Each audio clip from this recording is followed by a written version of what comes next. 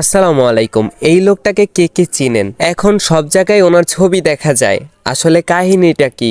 গতকাল এই লোকটাকে একটা চুরির অপবাদ দিয়ে ভাত খাওয়ানোর পর মেরে ফেলা হয়। আর এই লোকটাকে যারা মারছে তারা হচ্ছে বিশ্ববিদ্যালয়ের ছাত্র। এখন অনেকের ভিতরে প্রশ্ন আসতে পারে যে এই লোকটা যে চুরি করে নাই তার প্রমাণ কি? আর চুরি না করলে কেনই বা তাকে চুরির অপবাদ দিল? প্রথমেই বলে রাখি, এই লোকটি মানসিকভাবে অসুস্থ এবং উনার মেন্টালিটি প্রবলেম আছে। সোজা কথায় উনি একজন পাগল। এখন আমার প্রশ্ন হলো, উনি যদি চুরি কইরাও থাকে, ওনারে মাইরা ফেলার অধিকার তোদের দিছে কে? আমরা তো এমন স্বাধীনতা চাই নাই কখনো যে স্বাধীনতা কিনা একটা অসুস্থ মানুষকে মেরে ফেলতে পারে। এখন হয়তো বা অনেকেই বলবেন আমি দালালি করতেছি। আসলে ভাই, আমি কোনো সরকার হয়ে বা কোনো দলের হয়ে দালালি করতেছি না। আমার কষ্টটা এই জায়গায় যে শিক্ষিত সমাজের মানুষগুলো কিভাবে এরকম পশুর মতো আচরণ করে। আমি এই বিষয় নিয়ে তীব্র নিন্দা জানাই। আর আমার সাথে যারা সহমত তারা অবশ্যই ভিডিওটা শেয়ার করবেন, যারা এইটা